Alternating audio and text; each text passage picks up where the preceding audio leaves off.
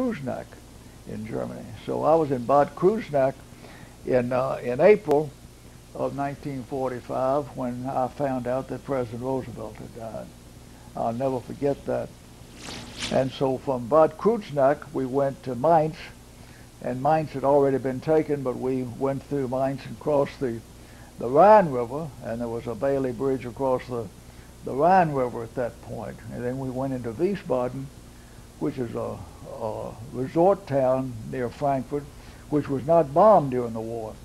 So we didn't have to do anything there. So then we went to Frankfurt, and our division was part of the army that captured and encircled Frankfurt.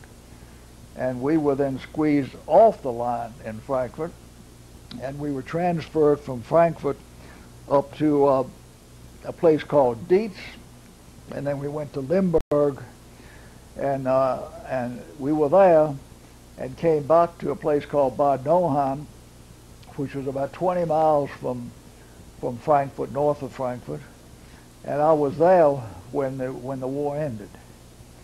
And we had a big celebration there. Then I was transferred to a place a little far from Bad Nauheim called Weilburg, and then Friedberg. But I was in Bad Nauheim when the war ended. We were in that whole area. And it was in that area that the war had been over, so the colonel had time to give some medals, and that's when I was fortunate enough to be awarded the Bronze Star for staying in contact with the headquarters. So I stayed in Bad Nauheim for a while, and then most of my division came home, but I didn't have enough points to come home because I hadn't gotten to Europe until January. So they moved the 15th Army into Bad Nauheim. I was no longer in the 9th Army, but I was still in the 570th Signal Company. And while I was in Bad Nauheim, General Patton had been in Heidelberg and made that unfortunate remark about the Nazis, and they transferred General Patton in charge of the 3rd Army into Bad Nauheim, and he became the general in charge of the 15th Army. So I was in Bad Nauheim with General Patton, and one day I received an order to come over to have and see General Patton at breakfast. So I went over. I didn't expect to have breakfast with the general. I was still a lieutenant, and went in his headquarters, which was in a hotel in Bad Nauheim, which is the same hotel that I'd been in when the war was over. So General Patton was in his headquarters part, and I came in, and with his orderlies there and everything, he told me, "Sit down, Lieutenant." And I sat down. He still had on his pearl-handle revolvers. He didn't have his helmet on. He said, "Lieutenant, I called you over because I need some telephones. I need some telephones tonight. I just want to tell you directly what I want." And so he gave me a whole bunch of 20 or 30 telephones that he wanted put in. And I said, "Yes, sir." So he said, "Won't you have a cup of coffee?" And I said, "Yes, sir." So I had a cup of coffee, and I left. And then he took off that day in the automobile, in an Army vehicle, and was taking a tour down towards Czechoslovakia on the Autobahn, and then he had that tragic automobile accident, and that same day, and he died about 3 days later. So that was one of my wartime experiences. I did have that opportunity to be with General Patton.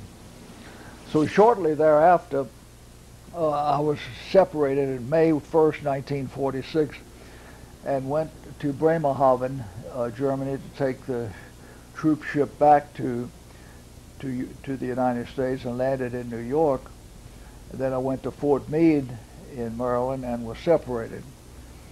So I came home to Salem in 1946, and VMI had given me credit for 3 years of college, but I hadn't really completed 3 years, but I had 3 years on my record. But in order to get a college degree, I needed a 4th year. I didn't really want to go back to VMI, so I took a train up to Boston to see if I could get into Harvard. And they said, "We'd be glad to take you," because I had pretty good grades. But they said, "You've got to go here 2 years in order to get a degree." Well, I wasn't interested in staying in college for 2 years. I went back on the train and went to Charlottesville and went over to see the University of Virginia, and they told me the same thing.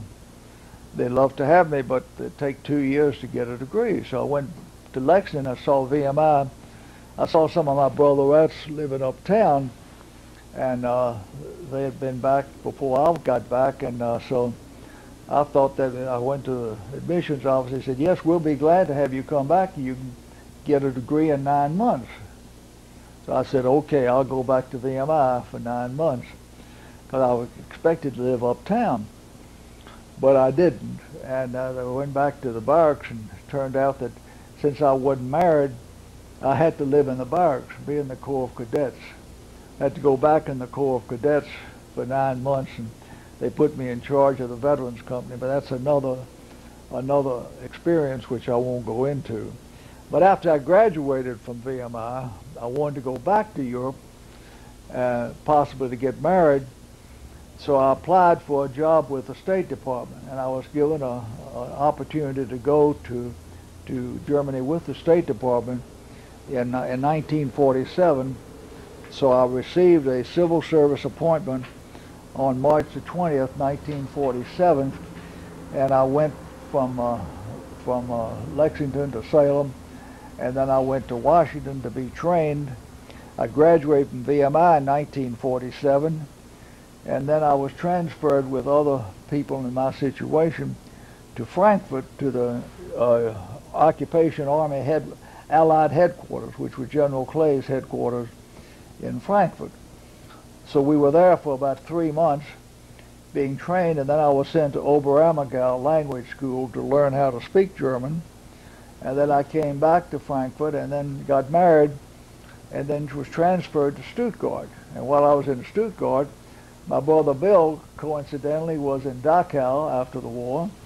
So we got caught up and had another visit, and also I visited him a couple times in other places that he was before he went to Dachau.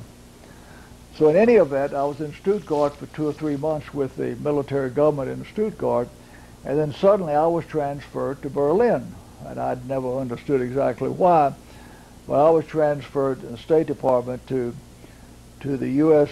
military government of West Berlin, and I reported to a man named Harold Stearns, who reported to General Howley, who was the general in charge of the western sector of Berlin in 1948. So I went there in 1948 with military government and part of the State Department, and we had some interesting meetings because Berlin was separated into 4 sectors: the American sector, the British sector, the French sector, and the Soviet sector. So my job was to stay in touch with the communications people and the intelligence branches of the different governments. So I had an opportunity to meet a lot of British people, a lot of French people, and a lot of Soviet people. And I went to the Soviet sector a lot, went to the opera and so forth, and had dinner often with Soviet people. It was a very interesting time, and then suddenly the blockade started. The Soviets decided to blockade West Berlin and squeeze the Western forces out of Berlin, because Berlin was right in the middle of the Soviet zone. In other words, the zones of Germany were divided into American, British, French, and German and Russian zones, and then Berlin was divided into 4 sectors like that. But so we were an isolated island in the middle of Berlin, and the Soviets decided to blockade Berlin. So they started by cutting off the rail traffic to Berlin. Then they cut off the automobile traffic, because some of the Autobahn had been rebuilt, and there were Autobahns going into West Germany. Then they cut off the boat traffic, and they never cut off the air traffic, but they cut off everything else.